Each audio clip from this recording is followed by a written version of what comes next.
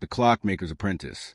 In the quiet village of Eltmere, nestled between rolling hills and timeless forests, there lived an old clockmaker named Thorin. He was a peculiar man, always surrounded by ticking sounds and tiny gears, his workshop a haven of precision and patience. One cold autumn morning, a boy named Eli arrived at Thorin's door. He was small, scruffy, and carried nothing but a torn satchel and an eager heart. "I want to learn," Eli said, his voice trembling in the crisp air.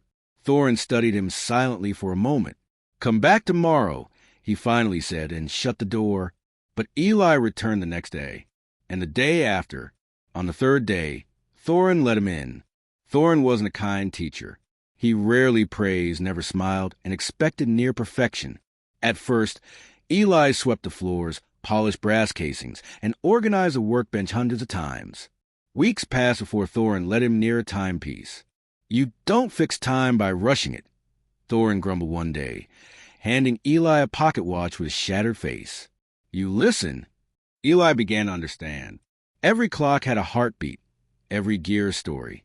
He learned patience, precision, and the quiet satisfaction of mending something thought broken. One day, Thorin handed him a magnificent but motionless grandfather clock. "This one," he said softly, "has not ticked since my wife died." Eli worked on the clock for days.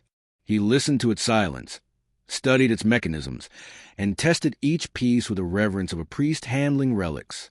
But no matter what he did, it remained still. "I've failed," Eli said finally. Thorin nodded. "Sometimes the world doesn't move how we wish. That's not failure. That's truth." Eli looked up. "Then why keep it?" Thorin smiled faintly for the first time.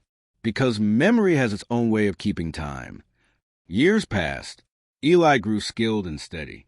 Thorin grew slower, quieter. One winter morning, the old clockmaker didn't come downstairs. Eli found him in his bed, hands folded over his chest, eyes closed, the faintest smile on his face. The village mourned. Eli took over the shop.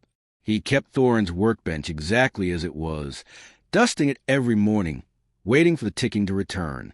Then one night, as the snow fell outside, a sound echoed through the shop. Tick, tick, tick. Eli turned toward the grandfather clock. It was ticking. Life lessons. Patience reveals the deepest truths, the finest work and the strongest hearts. Take time to understand and grow. Failure isn't the opposite of success. Sometimes it's just a step on the journey of learning. Memories are time's truest keepers. Even when the world stops, love and memory can keep things moving. The greatest legacies aren't in what we leave behind, but in who we help grow.